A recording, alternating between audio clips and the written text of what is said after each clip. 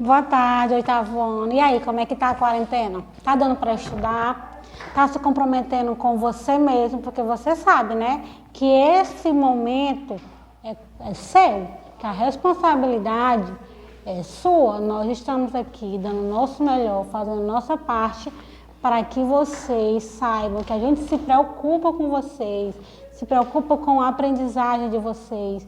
Então, queremos um retorno também, se esforce, mostre que vocês estão aprendendo ou não. Tia, eu não estou conseguindo da maneira que a senhora está falando, vamos tentar outro método. Tá, tia, vai tentar outro método, tá bom?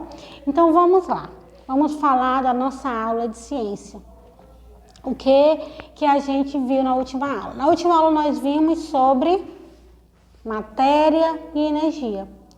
Nós aprendemos que matéria e energia é um conceito que está muito no nosso cotidiano. Eu aprendi que matéria é tudo que ocupa um lugar no espaço. E quando eu falo de matéria, eu falo de corpo, eu falo de objeto. Porque quando eu falo da matéria, eu falo de uma coisa grande, né, imensa. Aí eu vou falar de um corpo, que é uma parte limitada da matéria. E quando eu falo do objeto, eu falo de uma matéria que tem alguma função, alguma utilidade. Que eu dei exemplo para vocês da mesa, não foi?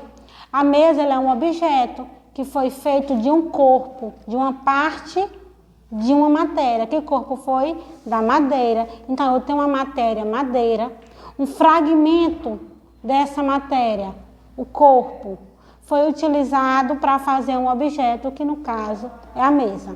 Entendido? Compreendido? Deixei para vocês uma atividade. Lá na página 206 a gente vai já corrigir a atividade. Vamos lá. Primeira questão.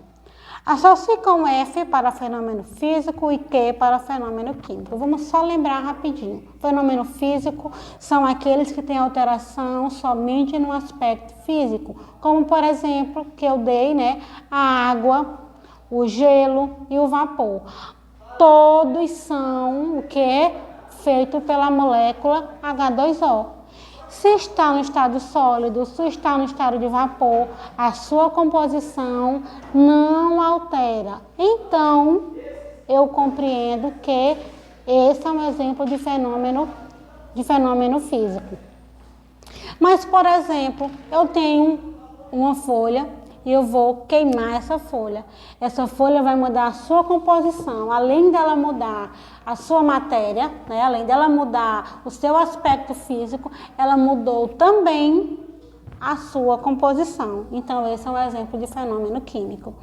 Lembrando que fenômeno físico, ele é reversível. Do gelo ele pode voltar a ser água, a água eu posso transformar em vapor, o vapor ele pode voltar a ser água, o vapor pode ser congelado, virar sólido, virar gelo. Então ele é reversível. Já o fenômeno químico, ele é irreversível. Como assim, professora? Se eu queimo um papel, ele virou cinza, eu posso pegar a cinza e fazer com que ela retorne a ser papel? Não posso. Então aí eu tenho um fenômeno químico, ok? Então vamos lá na primeira questão. Na primeira questão diz o seguinte: associe com F para fenômeno físico e Q para fenômeno químico. Combustão de um fósforo, que é isso? Peguei o fósforo e vou riscar. Então aquela composição de fósforo vai se transformar em emissão de carbono, dióxido de carbono. Então eu tenho um fenômeno que o fósforo pode voltar a ser fósforo de novo depois de ser queimado? Não pode. Então, ele é um fenômeno químico, viu? Bote um quezinho aí. Evaporação do álcool. Peguei um álcool, não faça isso em casa porque é perigoso, e vou fazer com que ele evapore, vou aquecer, aumentar a temperatura. Então, ele vai evaporar. Essa evaporação de álcool pode voltar a ser álcool? Pode sim. Então, ele é reversível. Então, ele é um fenômeno físico. Coloque um F aí.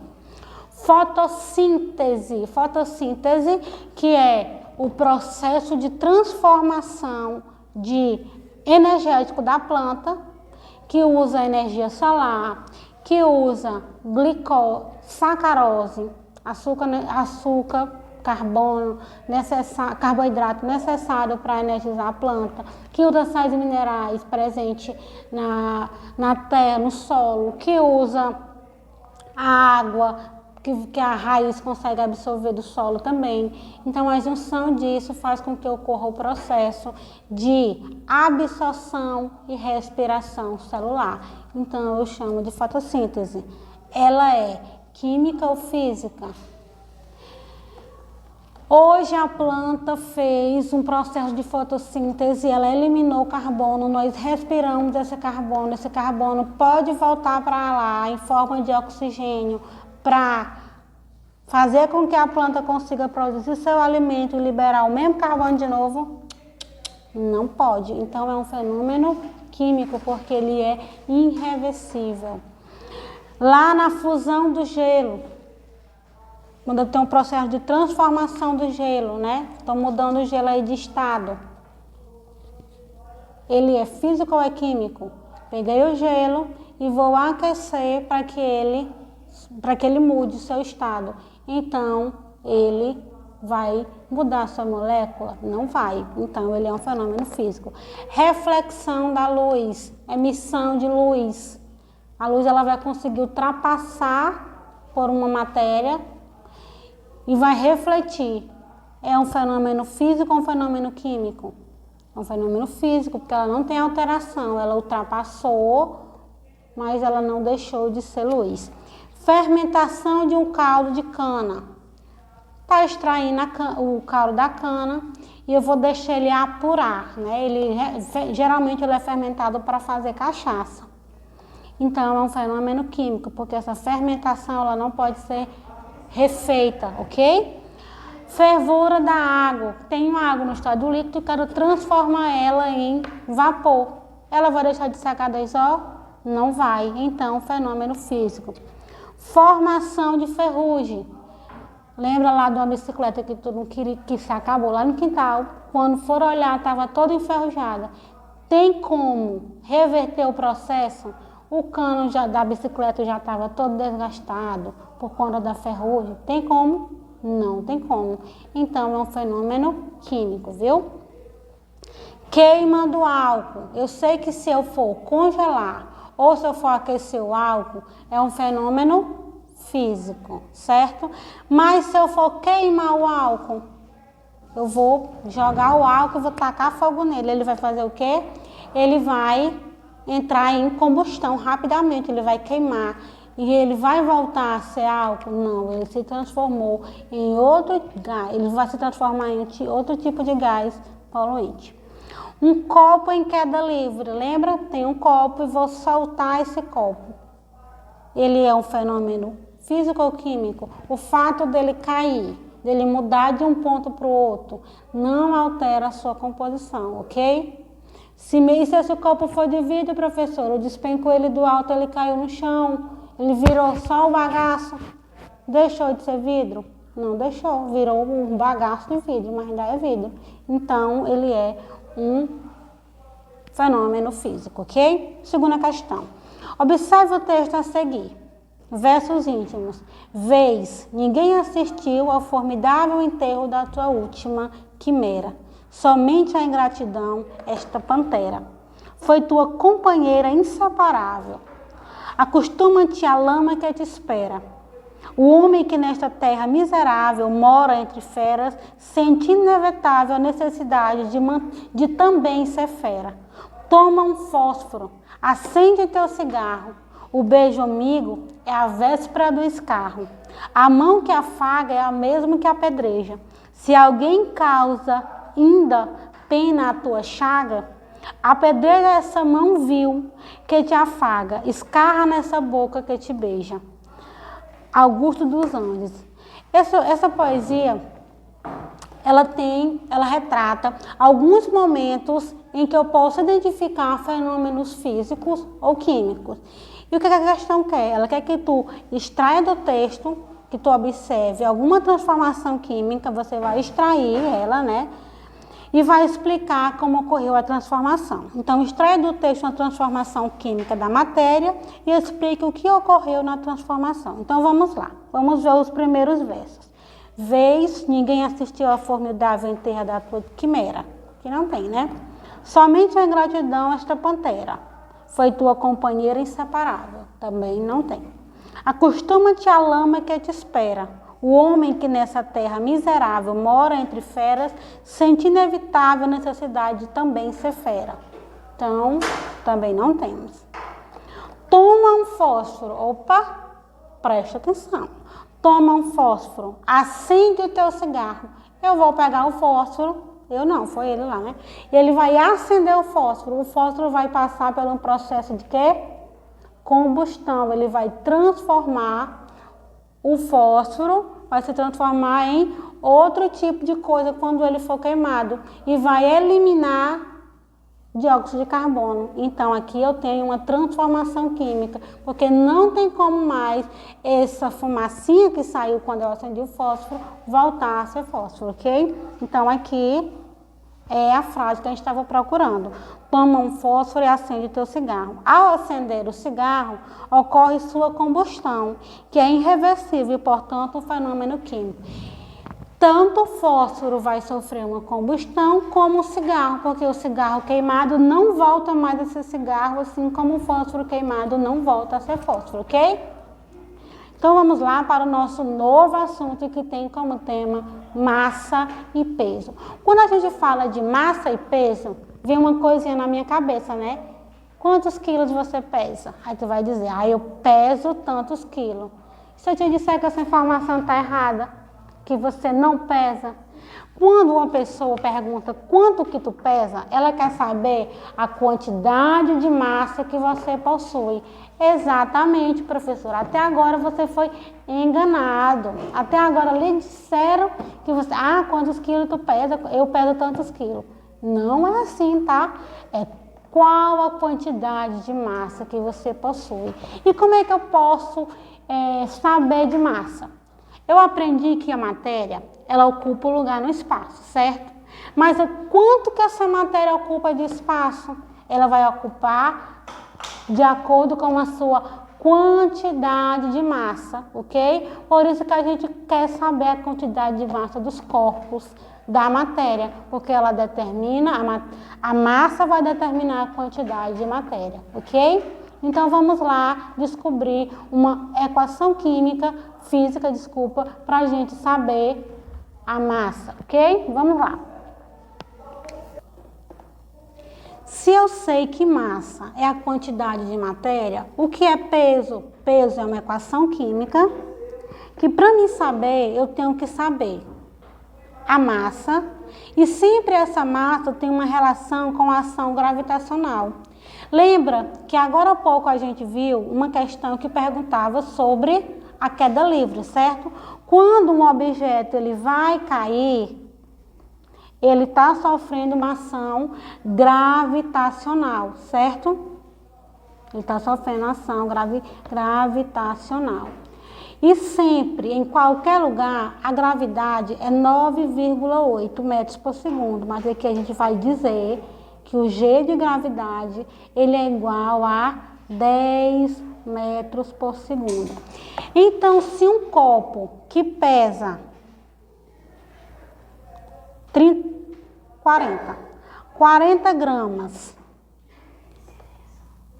ele vai ser jogado e vai sofrer uma ação gravitacional eu sei que sempre o G é 10 metros.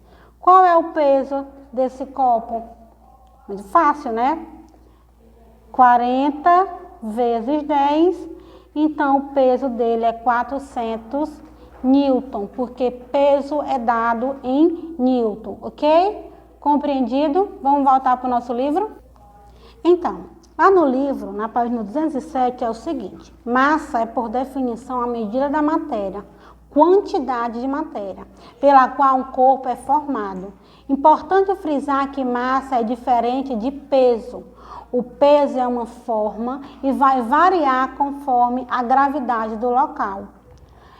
Ainda mais, né? Vocês vão aprender que quando eu falo de peso, eu estou falando de uma força, certo? Quando eu falo de peso, eu estou falando de uma força. Quando a gente for estudar força, a gente vai ver que a equação é bem parecidinha, ok? Portanto, embora no dia a dia, digamos, de forma coloquial, que estamos verificando o nosso peso ao subirmos numa balança, na verdade estamos aferindo a nossa massa. Então, quando eu subo numa balança, eu estou querendo descobrir a quantidade de matéria que o meu corpo possui, ok? O peso, entretanto, além de possuir relação com a gravidade do local onde se encontra o corpo, também depende da massa desse corpo. Estas relações estão descritas na forma a seguir. Lembra da forma do peso? P é igual a M vezes G, onde P é igual a peso, M é igual a massa e G é igual a gravidade. Então, sempre que o meu sistema, né, o meu problema, ele for envolver gravidade, ele for envolver queda livre, ele for envolver altura, sempre eu estou me referindo a peso, certo? Eu sempre vou me referir à gravidade. E a gravidade, ela não varia. Se o professor colocar na questão que a gravidade é igual a 9,8, você vai usar o G igual a 9,8. Se o professor colocar 10, você vai usar 10. Mas se eu não me engano, o livro de vocês usa 9,8. E essa equação, ela é internacional. Em todo livro que tu pegar de inglês, espanhol, francês, italiano, peso é M vezes G, certo? No sistema internacional de unidade, a unidade de medida de massa é quilograma, já a unidade de medida de peso é Newton, em homenagem ao físico inglês Isaac Newton. Propriedades da matéria. A matéria possui propriedades que a caracterizam. Essa propriedade podem ser gerais, que são comuns a todo tipo de matéria, não permitindo a diferenciação entre um tipo a outro, ou específica, que são singulares a cada tipo de matéria, portanto, diferenciando um tipo do outro. Vejamos a seguir os tipos mais comuns de propriedades da matéria. Então, quando eu falo de propriedades da matéria, eu estou falando de características que a matéria possui, ok? E aí a gente vai ver algumas características da matéria. São propriedades que não permitem que haja diferenciação entre os corpos, pois são independentes das substâncias que eles são feitos. São propriedades gerais da matéria: massa, impenetrabilidade e indestrutibilidade. Massa é a quantidade de matéria que o corpo possui. Impenetrabilidade é uma questãozinha que foi levantada pelo cientista, se eu não me engano, Lavoisier, que ele fala que dois corpos não ocupam o mesmo lugar no espaço. Aí você vai dizer, ocupa sim, professora. Não ocupa, querido. Como que eu sei que não ocupa? Observa só. Tá dando para ver esse quadro? O quadro, ele é um corpo. Ele tá ocupando o lugar dele no espaço. Aí tu vai dizer assim, ah, mas o livro da senhora e o quadro estão ocupando o mesmo lugar no espaço. Não, senhor. O livro está ocupando o lugar dele em cima do quadro. Então, ele tem o espaço dele e o quadro tem o espaço dele. Toda matéria possui o seu espaço. E uma prova que você pode fazer, se você encher um copo de água, enche um copo de água, aí tu coloca uma pedra dentro desse copo, o que é que vai acontecer? A água vai transbordar. Por quê? Porque lá não tem espaço para duas matérias, para pedra e para água, ok? Não tem espaço para um. Compreendido? Então, vamos lá.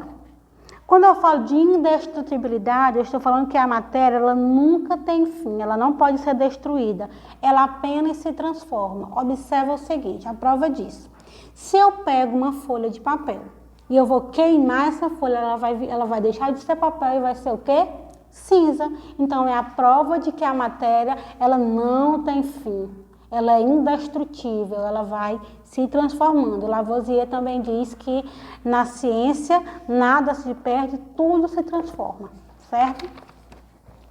Outra característica é o volume ou extensibilidade, que é a propriedade que a matéria tem de ocupar lugar no espaço. Usando lá o métodozinho do copo, eu também vou descobrir que ele ocupa um espaço, né? E quando eu descubro esse espaço, eu estou falando do volume que ele ocupa. Então, quando eu falo de volume, eu falo do lugar em que esse corpo ocupa, certo? Divisibilidade, a propriedade pela qual a matéria não pode ser dividida em partes cada vez menores com relação ao volume inicial. Ou seja, eu não posso dividir a matéria até o fim da mesma forma que eu comecei. Eu vou cada vez mais diminuindo, não vou? Se você pegar uma folha, você vai dar um primeiro globo, você vai cortar ela no meio. Aí depois você vai cortar ela no meio de novo. Aí no meio de novo, ela não vai diminuindo cada vez mais? Então, a divisibilidade fala exatamente sobre isso, sobre o fato de que eu não posso dividi-la da mesma forma inicial. Inércia, essa é ótima. Quando eu falo de inércia, eu estou falando de quê? De manter uma condição inicial. Um corpo tende a permanecer no seu estado de repouso ou movimento até que uma força externa atue sobre ele. Vamos lá, com calma, para entender. Quando eu falo de inércia, a lei de inércia fala o quê? Fala que um corpo, ele tende a manter a sua condição inicial. Vamos lá, como comprovar essa lei? Eu estou andando de bicicleta, de moto ou de carro. Aí a pessoa dá uma freada, pam, eu vou para onde? Para frente, não vou? Por que eu vou para frente? Porque o meu corpo estava em movimento. O veículo que eu estava em movimento. E aí ele deu uma freada de uma vez. Como o meu corpo estava em movimento, ele tende a continuar em movimento. Então, isso é a lei da inércia. E se eu acabei de sentar no banco da moto e a pessoa saiu desesperada, acelerando, eu vou para onde? Para trás. Por quê? Porque o meu corpo estava parado, o veículo estava parado, eu estava em repouso. Como eu estava em repouso, o meu corpo tende a permanecer em repouso até que uma força atue sobre ele. Depois que eu sofro o impacto da força, aí vou me recuperar. Compreendido agora? O que é inércia? É quando o corpo tende a permanecer na sua condição inicial. Se está em movimento, continue em movimento. Se está em repouso, continue em repouso. Ok? Compreendido? Então, vamos lá. Além das propriedades gerais, que toda matéria tem também as específicas, que são aquelas que vão caracterizar os tipos de matéria. São propriedades que permitem que haja diferenciação entre os corpos, pois depende da substância que são feitos, ou seja, são específicas a cada tipo de matéria. Podemos classificá-las em propriedades físicas, químicas e organolépticas. Propriedades físicas: o ponto de fusão, a temperatura em que uma substância passa de um estado sólido para o líquido a uma determinada pressão. No caso do gelo, né? O gelo está lá a 0 graus, aí eu trago ele para a minha temperatura ambiente. Ele teve uma queda de 0 para 36 graus, que foi a temperatura de domingo. Então, ele sofreu uma queda drástica, né, na sua temperatura. Então, ele vai passar para outro estado, para o ponto. Então, isso é ponto de fusão. Toda matéria tem isso? Não. A madeira, por exemplo, ela não sofre com isso, com ponto de fusão. Ponto de solidificação: temperatura em que uma substância passa de uma fase líquida para sólida a uma determinada pressão. Usando novamente o exemplo do gelo. Temos água em uma temperatura ambiente, 36 graus Celsius, e vou colocar dentro de uma geladeira a 0 graus Celsius. Ela sofreu uma pressão de temperatura altíssima. Ela caiu demais a sua temperatura. Então, ela passou pela transformação, na qual chamamos de solidificação. Calor específico. O que é o calor específico? Não é difícil, mas preste atenção. Quando eu falo de calor específico, eu estou falando da quantidade de calor que cada corpo precisa para alterar a sua temperatura. Calma. Se você observar e colocar ao mesmo tempo um copo de água e um copo de gelo dentro do seu congelador, você vai observar que a água vai congelar primeiro que o gelo. Por quê? Porque o calor específico da água, ele é diferente do calor específico do gelo. Então, são temperaturas diferentes que fazem com que a água congele ou que fazem com que o álcool congele, ok? Então, eu chamo isso de calor específico. Vamos lá. quantidade de calor necessária para aumentar em 1 grau Celsius a temperatura de 1 grama de determinada substância. Essa quantidade de calor é medida em calorias. Ponto de ebulição. Temperatura em que uma substância passa da fase líquida para a gasosa a uma determinada pressão. A mesma coisa, bem parecido com a questão da solidificação e fusão. Tenho água ou tenho gelo a uma determinada temperatura e eu vou tacar-lhe temperatura para essa temperatura alterar. Vou levar ela para o fogo e vou fazer com que ela consiga alcançar um ponto até aquecer. Se eu quiser saber também do calor específico lá com álcool, também dá para fazer assim, só que eu prefiro que vocês façam na geladeira, viu? Porque é muito perigoso fazer no fogo. Mas se vocês forem observar, também no ponto de ebulição do álcool é diferente da água, certo? Um chega primeiro ao ponto de evaporação que o outro, ok? Depois eu tenho a densidade. Razão entre a massa e o volume de um corpo em determinada condição de temperatura e pressão. Quando eu falo de densidade, é bem simples. Observe o seguinte. Já observaram que algumas coisas afundam na água e outras não?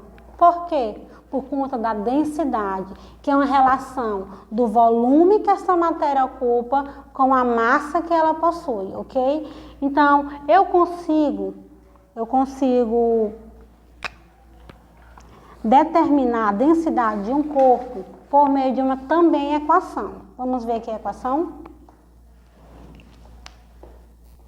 Quando eu falo de densidade, é D minúsculo, porque tem outro que é com D maiúsculo.